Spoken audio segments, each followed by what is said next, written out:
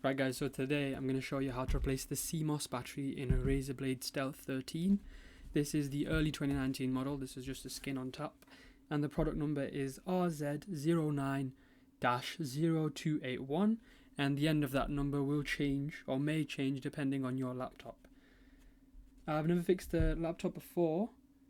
I was looking for a tutorial on how to replace the CMOS battery on YouTube because I need to do that for mine and I couldn't find one, so I thought, hey, I'll be the one to do it. The reason I'm replacing my CMOS battery is because the date and time on my computer is always incorrect, no matter what I do in software. And the CMOS battery provides power to the motherboard even when your laptop is off, which allows your computer to keep track of time, so I'm guessing that may be the problem. The replacement CMOS battery I got from eBay. I'll put a link to that in the description. But yeah. Right, so first thing you're going to want to do is make sure your laptop is powered off. Then you're going to want to flip it around, just put it on some cloth here so I don't damage anything. And you're going to want to take off the back panel. The way you're going to do that is by removing 10 T5 screws. So a T5 screw, you probably won't be able to see this on my camera, isn't a regular screw, won't come in a regular screwdriver kit. It'll come in something like an iFixit kit or any electronics kind of kits, electronic screwdriver kits. But it's a T5 screw is the one you need, and there's 10 screws around the laptop. They all seem to be the same size, but I could be wrong. But yeah, so you're going to want to remove all 10 of these. I'm going to do that and I'll be right back. Right, so I've removed the 10 T5 screws, and after that you're going to want to just lift off the tap panel. So I just do it by grabbing this little section here, pulling off. There doesn't seem to be any latches at all. And the first thing you're going to want to do is disconnect the battery so we don't, to minimize our chances of causing any problems or shorting anything out. The battery connector is right here. I can't really focus too well. I'm recording this on my webcam. But what you're going to want to do is just remove it. It is a bit hard to do, and my hands may be a bit shaky, but you can simply pull on it. I've removed this before, so it was a bit looser than normal. If you've never removed it before, it will be quite tight. So when you're doing that, I recommend you grab the plastic bit rather than the wires and twist a little bit and pull out. Because if you are grabbing straight from the wires like I did, then you might rip one of the wires. So yeah, focus on the plastic bit. But now this is disconnected, it means that there's no power going to the system. Next, what we're going to want to find is where the CMOS battery is actually located. And that's under this section right here. So I've got a pair of tweezers here. I don't know how much use it's going to be. Oh, looks like my hands will be a better solution. So you can just peel this up. It looks like a bit of plastic at first, but it's really just kind of some foam tape. I'm going to hold that back here. Oh, maybe I'll hold it back like this. And this here is the T5. Not the T5, this is the CMOS battery. And it has a wire that leads down here and connects right here on the motherboard. My hands are a bit shaky, but they always do that. So when I opened up my laptop, I was wondering what CMOS battery I needed, and I just read on it, and it says ML1220. So I typed that into eBay, and I found a CMOS battery. It also says 3 volts. So I found a similar CMOS battery.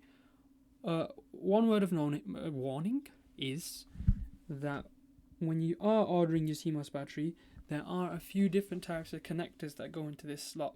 There's a 2-pin and a 3-pin connector. But in the 2-pin connectors, there's both a wider variant and a narrower variant. And this RAZER BLADE STEALTH uses the narrower connectors. So the only way you're going to be able to have an idea of this is by looking up the different connectors yourself. But yeah, the connector that you're looking for is this narrower, thin connector. So from the CMOS battery here, you have this twisted wire going down, comes down near the SSD, and goes into a socket here on the motherboard. So what we're going to want to do is remove this plug from the socket on the motherboard. It is quite tight, but you want to focus on holding the plastic. That's why I'm using a pair of tweezers. I'm twisting it out slowly. Try not to pull from the wires because you might rip one of the wires. And try to go slowly and gently because we don't want to put too much strain on the connector on the motherboard because we don't want to rip that off either. So you place your tweezers either side on the plastic, and we're going to twist and pull out. I'll join you guys back once I've taken it out because I don't know how long this is going to take me. So right, I've removed the connector Oh, I wish this had a bit of autofocus. This is right here. That doesn't seem to help. But I removed the connector, it's right here. It required less force than I initially thought. But yeah, like I said, just hold onto the plastic bit and don't pull too hard, just, you know, wiggle it out slowly. And I have checked the connector and it does match the replacement one I have here. Oh, let's see if you can get a better look at this.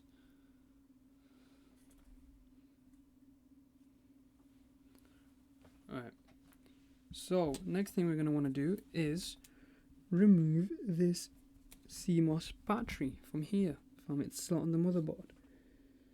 So as we remove the connector, this is pinned down and I don't seem to see any lever action on it. So I am going to just try pulling this up, but I'll go very gently and yeah, see what happens. Right, so I managed to remove the CMOS battery. It was held quite tightly in place by a little adhesive pad here on the motherboard, but there didn't seem to be any other connectors to it. Just a quite strong adhesive pad. So you may want to use some sort of heating when taking this off. Maybe a hairdryer. I didn't use it, and it did require quite a bit of force, which honestly I didn't feel too comfortable doing on my motherboard. So that might be something you want to consider. But now we've removed that, I'm going to place in our new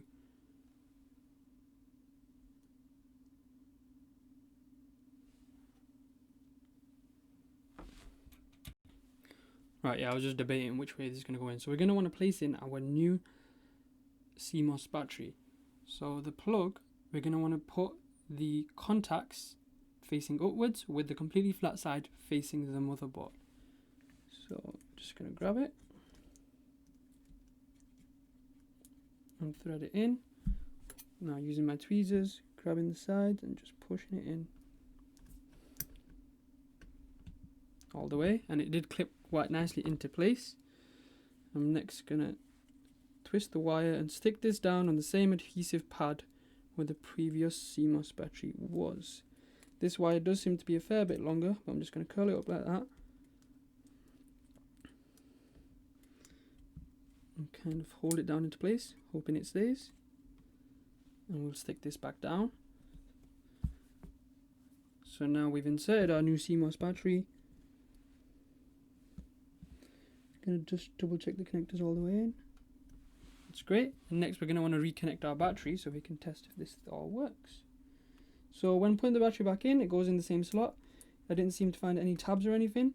It just is a little bit finicky to get back in is all. But that also clips in with a nice satisfying click. So next, what we're going to want to do now we've plugged back in, we're going to put the cover back on, but we're not going to screw it in because we want to test that we haven't done any damage and everything still works.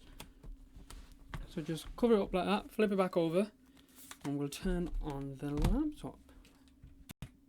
So as you can see, the laptop has turned back on. I will be honest, I got quite scared in the beginning because when I clicked the power button, it didn't start up. I sort of like, come on. The screen didn't come on. I was worried I'd damaged maybe a screen ribbon cable. And then I clicked it again. And then after a few seconds, the laptop turned on. But yeah. So yeah, that was quite worrying, but all seems to have worked out fine. So that has been how to replace the CMOS battery. What I'll do now is I'll power this off and I'll just screw them screws back into where I've taken them out.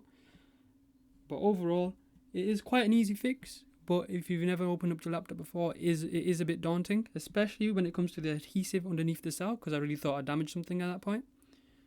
So if you don't feel comfortable doing that, it is your machine at risk. And I would recommend maybe using some heat and prying up very slowly.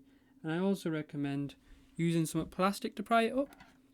So I use these tweezers, which are metal and pointy, and the problem with that is if you pierce the battery, a battery can explode. And actually very easy to explode if you pierce one. And you can imagine if that goes on with your fingers near it, it's not going to be fun for your fingers, and it's also going to probably blow a hole in your motherboard. So you don't want that. So I would use some plastic. Do as I say, not as I do. But yeah, that's all. Wish you the best of luck.